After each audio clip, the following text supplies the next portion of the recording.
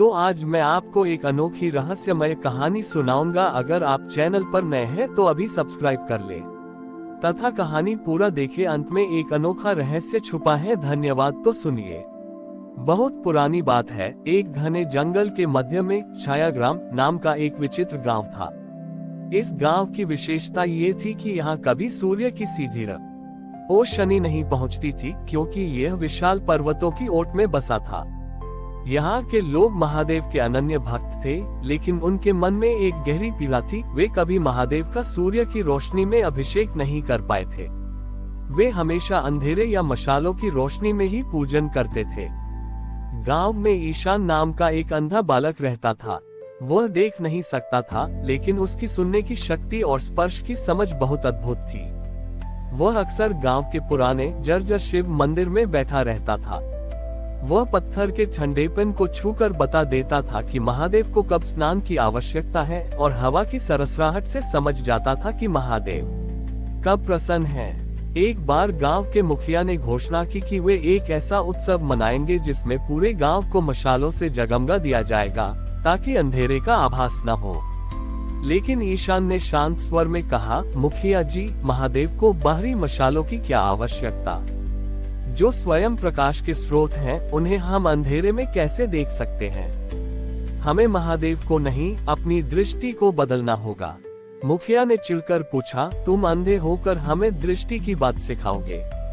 यदि तुम्हारे महादेव इतने ही प्रकाशमान हैं, तो इस मंदिर में सूरज की एक किरण लाकर दिखाओ।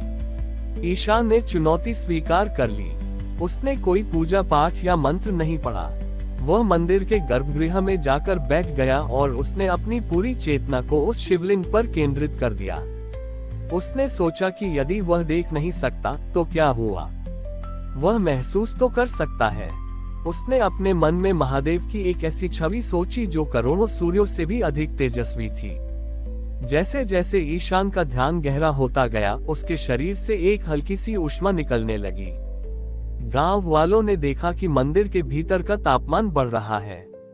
अचानक ईशान ने एक टूटे हुए धातु के थाल, जो वर्षों से मंदिर के कोने में पड़ा था, को उठाया और उसे एक विशेष कोण पर मंदिर के द्वार के पास रख दिया।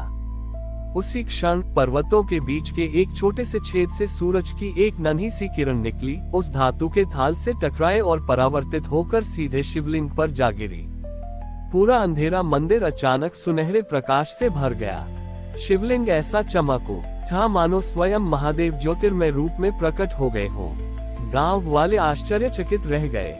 जो काम वर्षों से हजारों मशालें नहीं कर पाए थीं, वह एक अंधे बालक की एकाग्रता और एक साधारण धातु के टुकड़े ने कर दिखाया। तभी वहां एक दिव्य गूंज सुनाई दी, ग्रेटर देन प्रकाश बाहर नहीं, भीतर होता है। ईशान ने अपनी आंखों की ज्योति खोकर भी अपने मन की ज्योति को जलाए रखा। शिव वहीं प्रकट होते हैं जहां भक्ति का दर्पण साफ होता है। ग्रेटर देन महादेव की कृपा से ईशान की आंखों की रोशनी वापस आ गई। लेकिन उसने देखा कि मंदिर का वह कोना जहां वह बैठा था, अब भी अंधेरे में था। उसने मुस्कुराते हुए कहा कि प्रकाश का महत्व तभी है जब उसे अंधेरे के साथ स्वीकार किया जाए। उस दिन के बाद से उस गांव का नाम ज्योतिग्राम पड़ गया, जहां लोग अब मशालों से नहीं, बल्कि अपने अंतर्मन के विश्वास से महादेव को खोजते हैं। ईशान की आंखों की रोशनी वापस आने और मंदिर के ज्योतिर्मय होने के बाद ज्योतिग्राम की ख्याति चारों ओर फैल गई। लेकिन इस चमत्कार के साथ एक नई चुनौती भी आई।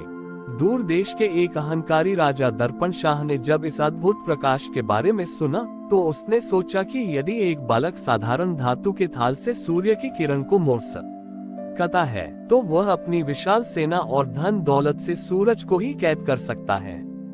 राजा दर्पण शाह अपनी सेना के साथ ज्योतिग्राम पहुंचा। उसने आदेश दिया कि मंदिर के चारों ओर ऊंची ऊंची कांच की दीवारें खड़ी कर दी जाए, ताकि सूरज की हर किरण केवल राजा के महल की ओर परावर्तित हो और मंदिर फिर से अंधेरे में डूब जाए। राजा का मानना था कि प्रकाश पर केवल शक्तिशाली का अधिकार होना चाहिए। जैसे ही कांच की दीवारें खड़ी हुई, मंदिर के भीतर फिर से अंधेरा छा गया। गांव वाले डर गए और ईशान के पास पहुंचे। ईशान अब देख सकता था, पर उसने अपनी आंखें बंद कर ली। उसने कहा, राजा ने रोशनी के मार्ग को रोका है, पर वह उस स्रोत को नहीं रोक सकता जो हमारे भीतर है। राजा ने जब देखा कि मंदिर अंधकार में हो गया है, तो वह गर्व से मंदिर के भीतर प्रविष्ट हुआ। उसने ईशान का उपहास करते हुए कहा, देखो बालक, तुम्हारा शिव अब फिर से अंधेरे में है। मेरा कांच का किला तुम्हारे विश्वास से बड़ा है। ईशान शांति से शिवलिंग के पास गया।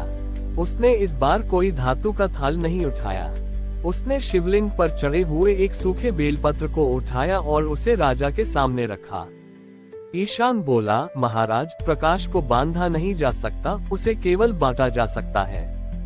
आप कांच से रोशनी को मोड़ सकते हैं, पर क्या आप उस ऊष्मा को रोक सकते हैं जो पत्थर को भी पिघला दे? उसी क्षण उन कांच की दीवारों पर सूर्य की किरणें इतनी प्रबलता से टकराने लगी कि वे दीवारें तपने लगी। राजा का कांच का महल जलने लगा। राजा बाहर भागना चाहता था, पर चारों ओर तप्त कांच था। तभी शिवलिंग से एक शीतल नीली रोशनी निकली जो पूरे मंदिर में फैल गई। उस रोशनी ने मंदिर को तो शीतल रखा, पर बाहर की कांच की दीवारें चटक कर रेत बन गईं। राजा दर्पणशाह भय से कांपने लगा। उसने देखा कि रेत के उन कणों में भी महादेव का प्रतिबिंब दिख रहा था। महादेव की आवाज गूंजी, ग्रेटर देन अहंकार का कांच सत्य के प्रकाश को अधिक समय तक नहीं रोक सकता। जो प्रकाश को कैद करना चाहता है, वह स्वयं अंधकार में खो जाता है। उद्धरण चिन्ह, ग्रेटर देन। राजा का अहंकार उस रेत की तरह बिखर गया। उसने ईशान से क्षमा मांगी और अपने राज्य के सारे वैभव को गरीबों की सेवा में लगा दिया। ईशान ने राजा को सिखाया कि सच्ची दृष्टि वह नहीं जो केवल बाहर का उजाला देखे, बल्कि वह है जो दूसरों के जीवन के अंधेरे को दूर करे। उस दिन के बाद ज्योतिग्राम का वह मंदिर अखंड ज्योति का प्रतीक बन गया, जहां प्रकाश किसी दर्पण से नहीं, बल्कि भक्तों के निस्वार्थ भाव से उपजता था।